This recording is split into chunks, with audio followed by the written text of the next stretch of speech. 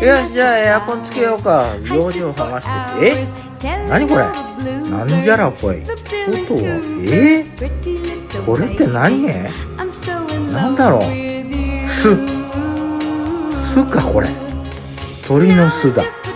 鳥の羽。やべえなこれ。どうしよう。これ配管通すのにすごいね。まさかこれまだ生きてる鳥いないだろうな。エアコン工事は自然がいっぱい。